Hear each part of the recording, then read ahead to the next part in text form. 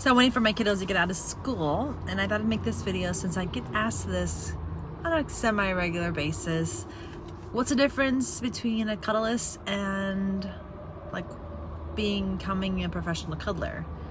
Great question. So something that's kind of confusing for some people is that Cuddlist is a brand, right? It is a place you go to get trained. It's a community. It's a place where they market you to do the work, but most importantly, that it's a training place. Really, really important. So go there if you want to get trained, right? And it's online, it's accessible. I have a 10% code to get 10% off. If you like that, just let me know, send me a message. But that right there, it's a specific organization. To do this work, you do not need to become a cuddlist. You don't need to do that. You can just, to become a professional cuddler, there are no regulation and obviously no licensing or there's nothing. So you can become a professional cuddler if you'd like to become one. Just do it. I have other videos that talk about what I think is needed and required and all that kind of stuff, to do the work. That's different. But so often I get questions around well, I'd like to do this work. I'd like to become a professional cuddlist. And I'm like, then you go to cuddlist.com and you do that. But are you saying you want to become a cuddlist or do you want to become a cuddler? Right, so again, one's more of a general thing, the other one is specific. Now, another thing I often see is people will say, I saw a cuddlist and X, Y, and Z, positive or negative. Really important to also clarify, was it somebody from cuddlist.com or who's certified or trained, or was it somebody who just is a random person you found off of Craigslist or some sort of site, right?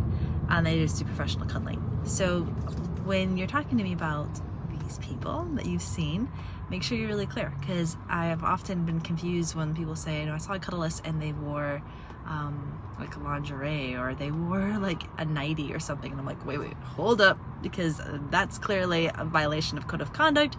And then come to find out, no, they people using these words interchangeably. They just saw a professional cuddler. Totally different. Just because you see a cuddler doesn't mean they're a cuddlist. But I would say if you see a cuddlist, they should be a cuddler, and it should be platonic, right? Anyone who is a cuddlist, again, if you see a cuddlist, it's platonic. Yeah, that's what it is. Touch doesn't need to be a part of it either. So there's that. And if you see professional cuddler, right now the industry doesn't have we don't have a clear what it means. We actually have created a document that one day will be out there in the world that defines professional cuddling from within the industry. But anybody who you meet people who are sex workers who probably throw in cuddling, and of course it doesn't have the code of conduct that Cuddlist has. So that's much more of an open possibilities, right? You may meet someone who does professional cuddling and they'll do it in underwear. Great.